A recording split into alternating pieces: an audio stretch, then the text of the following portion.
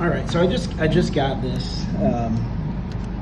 Ideally would not be looking at it at the racetrack, but it is humid today, and I did another event yesterday, and I am super dehydrated. Just having trouble getting enough water in me.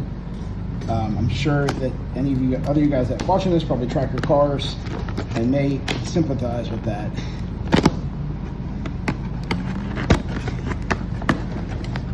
All right, I'm gonna pause this till I'm done losing my fight with the box. All right, so we got the box open. We have an invoice. We have operating manual. Then we have, I guess that's the entire device just rolled up there. It's nice that it's compact and stores. I like that. Let's take a look at what is in here.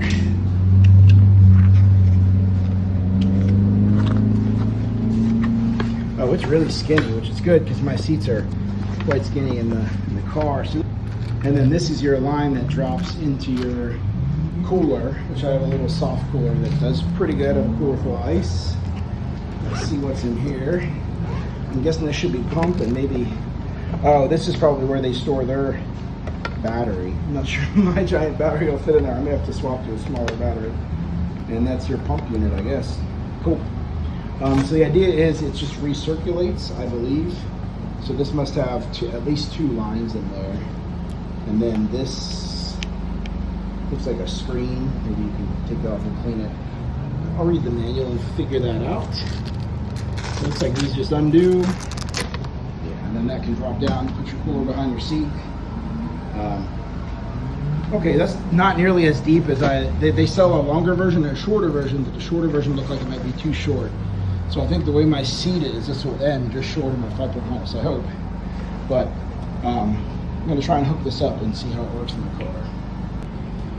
All right, so I went and set this up on this chair. I'm using this cooler. They say you need a couple inches of ice, so I just put some cold water out of the bottom of my other cooler. One issue that I don't like is that this thing sort of floats. Maybe once it gets more water circulating through it, that'll stop. I don't really like that. It's pretty bulky, so I think you would have to be careful like what coolers you put in it. And for driving, it's going to slosh around. So if I end up using this with it a lot, I may end up trimming the lid or something, putting a hole in it. Not a big deal. Even with a smaller battery, the smallest battery I think I have is a 6.0, which is still a pretty big battery. This USB is just way too short. It's like they never thought that someone would put a different battery in here, which I get they want you to use their batteries, so whatever. And then this entire thing is removable, but it also connects to, the pump itself connects to the seat because your control is down here. So kind of limited in where you can put it. But it's already feeling cold. And even if it didn't work in the car, I think it would be nice just to be able to sit on and have that like cooling off. Like it feels cold. So you can push this. It has high, medium, and low modes, and you can actually feel the difference in how much it's pumping. And then there is a super chill mode where this flashes, and it says when you turn it on, it'll automatically enter that mode. But I don't know if you can do that mode any other way, because it feels a lot cooler when you super chill it. I would like to leave it on that way. But anyway, it's already getting hot, so you can see that I have an air conditioner set up in here. I've just really struggled with finding ways to keep cool on these track days. But it's nice in the chair. I am going to try it in the car at some point. All right, it is the afternoon. We've been using this in the trailer all day. My son and I just kind of taking turns. It works really well to cool you off. This 6.0 battery still says, I'm sure what the thing is. It's still basically full. It's all the way full, even though it's been running periodically throughout the day. Definitely less ice in the cooler than there was. I drilled a hole in the top. I'll get the hole size for you in a second. But anyway, I'm putting it in the car for the first time. So as you can see, like the shoulder straps are gonna roll it up just a little bit. But I'm gonna let it lay just short of where that point. So we'll try it out. It fits the seat. This is the tall version, the long version.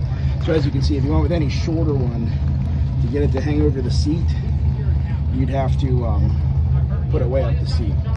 So anyway, I'm gonna go do a lap or two and we'll see how this thing feels. I don't have this tied down, so I'm not gonna go super hardcore. It's wedged in behind the seat incredibly tightly with this like drop down in there hard. So we'll give it a shot. All right, so I just got off the track. I did some laps with this cooler on. So I'm wearing this Hans device, which I don't wear that often, but I decided to start wearing. I would hate to wreck and have it sitting in the trailer. But I'll show you, it's bunching up around my Hans, which is kind of an issue. So it's on, it says it's on. I did not feel it on during the race. And we lost, during the laps, it lost a lot of water. And I'm thinking, yeah, so look, it lost so much water, the pump is actually sitting up out of the ice. So this lid, like when my water splashes around, it's just popping my lid up and blasting water everywhere. So at the very minimum, I need a strap over the lid, which I probably should have realized before I did this. But I think long-term, like an igloo cooler or something, if I can find one that fits back here, it would be a better bet, because you could like maybe put a screw in the lid or just wrap it in a bungee cord or something. But I think I'm going to leave it in, and I'm going to secure this lid a little better and go a little bit more and see if I get a different result. All right, I got it strapped down pretty good. The problem, you know, that thing, like I pointed out earlier in the video, it floats kind of. So I think to make this work in a high G environment, we're going to need to find a way to get that to stay down, either with a weight or with some kind of attachment point inside the cooler. All right, so I was having a lot of fun with the setup. I was doing really good. It's doing a fantastic job. I feel so much better than I normally do. You can even see in the seat where the lines are, which is pretty cool. It worked really well that time. I didn't have any issues. I'm still getting water on the floor. I don't know how much of that is new, just splashing out. You know, this isn't perfect. I don't know how much is, you can see, look at that splash as it's still popping up probably. So a lot of water on the floor. Gonna have to figure that part out. Maybe get a hard plastic cooler. I'd like one that I can just mount back here, and the hose is long enough to do that. I have some bolts and stuff back there I can use to make up tray. So I'll probably do that from here on out. But anyway, aside from the water on the floor, this is working great. I really like it, and at the moment, it feels great. Session was cut short. Apparently I had an accident here. So if they open it back up, we'll be able to use this some more. But we'll be shut down for a little while for now. All right, so the way this is set up, now, the water spill just continues to be an issue.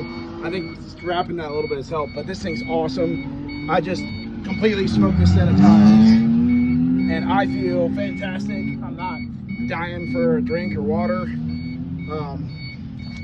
So this thing's letting me like just do a hot lap without overheating myself, and I love it.